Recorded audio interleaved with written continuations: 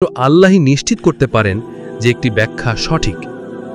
তাই যখন আমরা কুরআনের ব্যাখ্যা করি তখন কোনো বক্সিং ম্যাচ হয় না। আর কুরআনের ব্যাখ্যাকে বিশ্বাসীদের মধ্যে বিভেদ তৈরির জন্য ব্যবহার করা উচিত নয়। আমরা ব্যাখ্যা করি, কিন্তু আমরা বলি আল্লাহই সবচেয়ে ভালো জানেন।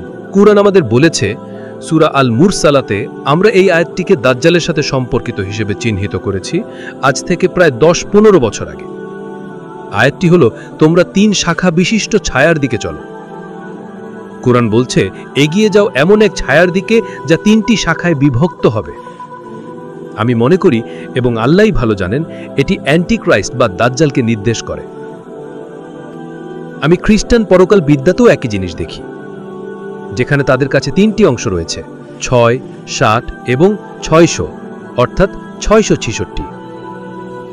কিন্তু আমাদের পরকাল বিদ্যায় আমাদের কাছে নবী মুহাম্মদ সাল্লাল্লাহু আলাইহি ওয়াসাল্লামের একটি ভবিষ্যৎবাণী রয়েছে, যা কুরআনের এই আয়াতের সাথে সামঞ্জস্যপূর্ণ। তিনি বলেছেন যে যখন অ্যান্টিক্রাইস্ট পৃথিবীতে মুক্তি পাবে, তখন সে 40 দিন পৃথিবীতে বাস করবে। একটি দিন হবে 1 বছরের মতো, অর্থাৎ একটি দীর্ঘ সময়কাল। একটি দিন হবে 1 মাসের মতো, অর্থাৎ দ্বিতীয় পর্যায়ের সময়কালটি আরও ছোট হবে। একটি দিন হবে 1 সপ্তাহের মতো, অর্থাৎ তৃতীয় পর্যায়ে অ্যান্টিক্রাইস্টের জীবনকাল হবে খুবই সংক্ষিপ্ত। আর তার বাকি দিনগুলো হবে তোমাদের দিনের মতো। এখন শুনুন, কারণ আমি প্রথমবারের মতো হাদিসটিকে এভাবে ব্যাখ্যা করছি। প্রথম দিনটি 1 বছরের মতো, দ্বিতীয় দিনটি 1 মাসের মতো এবং তৃতীয় দিনটি 1 সপ্তাহের মতো হওয়া সত্ত্বেও তার সব দিনই তোমাদের দিনের মতো। এই প্রথম আমি হাদিসটিকে এভাবে ব্যাখ্যা করছি। যখন আমি দাজ্জাল, কুরআন ও সময়ের ওপর আমার বইটি লিখব, তখন এই হাদিসের উপর আরও বিশ্লেষণ থাকবে।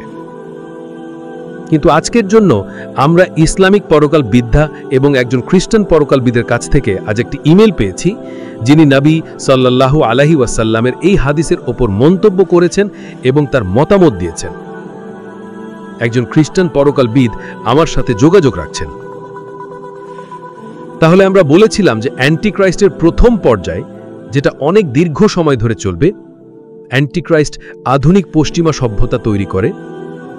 আর আধুনিক পশ্চিমা সভ্যতার মধ্যে সে রহস্যজনকভাবে একটি রাষ্ট্রশক্তি তৈরি করে, আর সেটি ছিল ব্রিটেন। আর আমাদের এখন প্যাক্স ব্রিটানিকা ব্যাখ্যা করার সময় নেই। আর তারপর আমরা বলেছিলাম যে অ্যান্টিক্রাইস্টের দ্বিতীয় পর্যায়ে তখন বিশ্বকে একটি প্যাক্স আমেরিকানা দিয়েছে, যেখানে যুক্তরাষ্ট্র ব্রিটেনের স্থলাভিষিক্ত হয়ে আধুনিক পশ্চিমা সভ্যতার মধ্যে বিশ্বের দ্বিতীয় রাষ্ট্রশক্তি হিসেবে আবির্ভূত হয়। এ বিষয়টি আমার প্রথম ইসলামিক পরকাল বিদ্যার বই জেরুজালেম ইন দ্য কুরআনের মূল বিষয়। আর আমি আপনাদের সাথে শেয়ার করতে চাই যে হয়তো এখন সময় হয়েছে গাজায় যা ঘটছে এবং বিশ্বজুড়ে জনমত যেভাবে পরিবর্তিত হচ্ছে, যে আপনারা বিশ্বজুড়ে বইয়ের দোকানদারদের আমার বইগুলো, বিশেষ করে জেরুজালেম ইন দ্য কুরআন বইটি দোকানে রাখার জন্য অনুরোধ করবেন। এ বিষয়ে পরে আরো বলবো। আর তারপর আমরা বলেছিলাম যে অ্যান্টিক্রাইস্টের এখনও একটি তৃতীয় পর্যায় বাকি আছে। আমার খ্রিস্টান ভাই যিনি আজ আমাকে লিখেছেন, তার মতে না, এটা ছিল রোমান সাম্রাজ্য, যেটা ছিল প্রথম পর্যায়।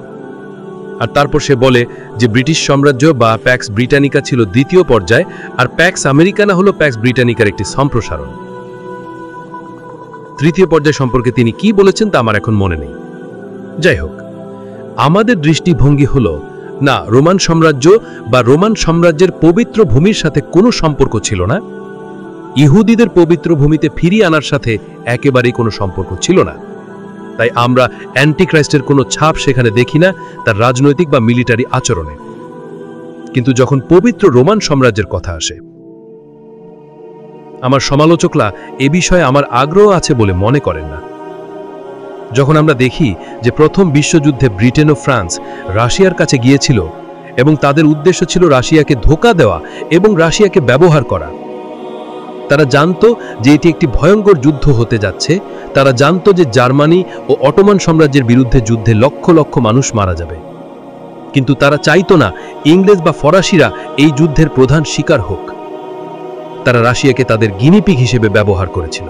আর যতদিন যুদ্ধ দীর্ঘায়িত হয়েছিল এবং রাশিয়া যুদ্ধে লক্ষ লক্ষ সৈন্য হারাচ্ছিল এবং রাশিয়ার অর্থনীতি সংকটে পড়েছিল, তারা রাশিয়ার ভেতরে জনমতকে জারের বিরুদ্ধে নিয়ে যেতে সক্ষম হয়েছিল।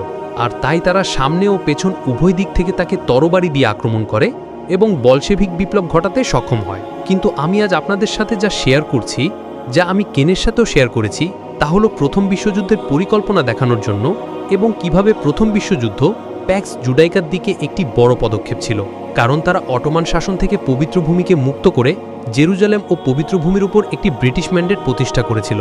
আর 1917-18 থেকে 1948 সাল পর্যন্ত ব্রিটেন ইসরায়েলি ইহুদিদের, যারা বিশ্বের বিভিন্ন ইসলামিক দেশ যেমন মরক্কো, ইরান ইত্যাদি জায়গায় ছড়িয়ে ছিটিয়েছিল, তাদের ফিরিয়ে আনার প্রক্রিয়া তদারকি করেছিল। না, সেই ইহুদিরা নয়, বরং অন্য ইহুদিরা, যারা সেমিটিক জাতি ছিল না, তারা ছিল ইউরোপীয় জাতি।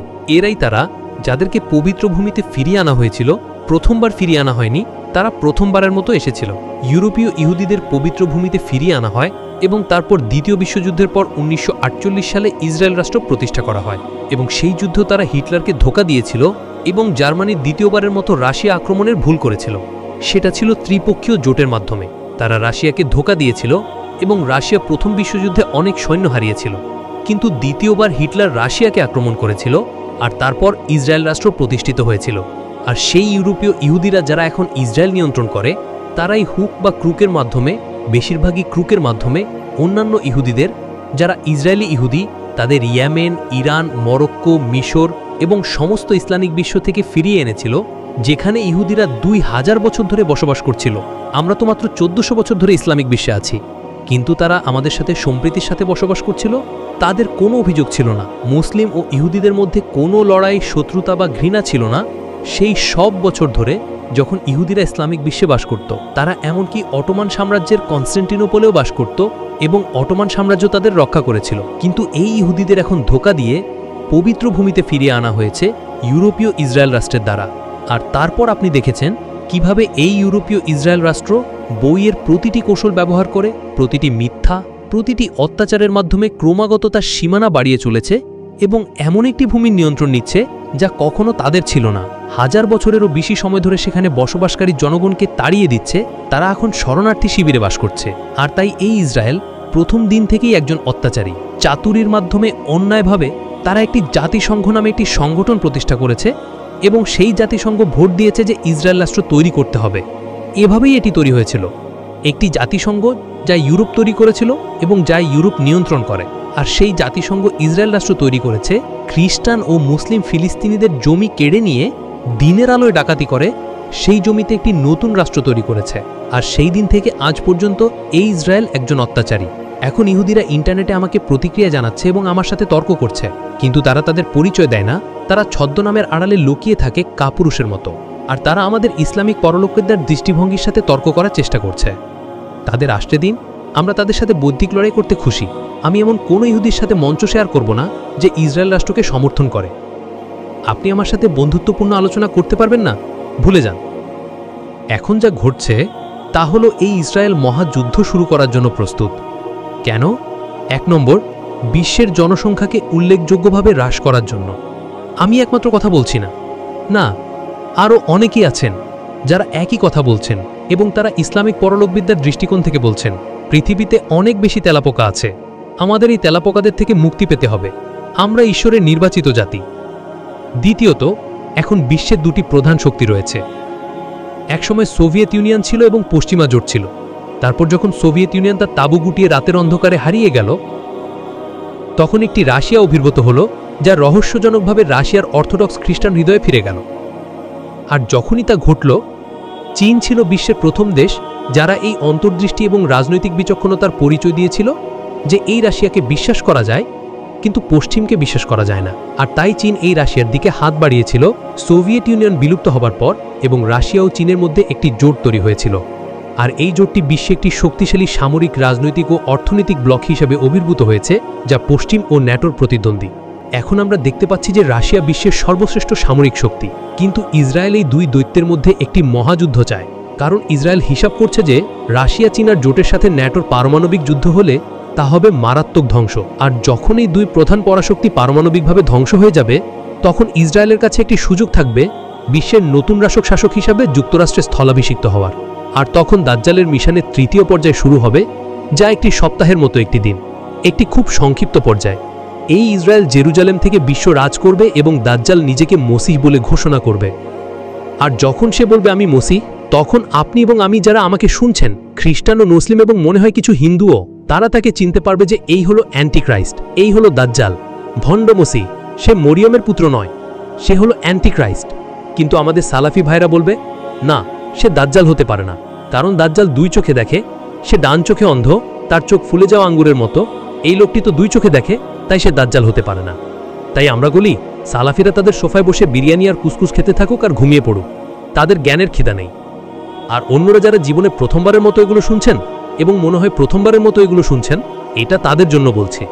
কিন্তু আপনাদের মধ্যে অনেকেই আছেন যারা অনেক দিন ধরে এগুলো শুনছেন এবং চিন্তা করছেন, তাই ইসরায়েলকে একটি মহাযুদ্ধ শুরু করতে হবে। এরা কি এটা করবে কিভাবে আমি জানি না, কিন্তু এটা একটি ফলস ফ্ল্যাগ অপারেশন হবে। এবং যখন এটি শুরু হবে, তখন আমি বিশ্বাস করি এটি রাশিয়া এবং চীনকে অবাক করে দিবে, এবং এটি সম্ভবত ন্যাটোকে অবাক করে দিবে। কারণ ন্যাটো, চীন বা রাশিয়া কেউই মহাযুদ্ধ চায় না, পারমাণবিক যুদ্ধ চায় না। এটা হলো প্যাক্স জুডাইকার সমর্থকরা, যারা প্যাক্স জুডাইকা চায়, তারাই এই মহাযুদ্ধকে উস্কানি দিবে। আর আমি এই ভিডিওটি রেকর্ড করছি কারণ ঘটনাগুলোর মধ্যে সংযোগ স্থাপন করার ক্ষমতা এবং একজন ভাই হিসেবে আপনাদের প্রতি আমার দায়িত্ব রয়েছে। আমি ইসলামিক পরলোকবিদ্যা অধ্যয়ন করছি যখন অন্যরা তাদের বিরিয়ানি ও কুসকুস খাচ্ছিল এবং ঘুমাতে যাচ্ছিল। আমার বিশ্লেষণ আপনাদের সাথে শেয়ার করা আমার দায়িত্ব। যখন আমি ঘটনাগুলোকে সংযোগ স্থাপন করি, তখন আমি দেখি যে ইসরায়েল এখন মানবজাতিকে পারমাণবিক যুদ্ধের দিকে নিয়ে যাচ্ছে। ধন্যবাদ। আসসালামু আলাইকুম ওয়া রাহমাতুল্লাহি ওয়া বারাকাতুহু।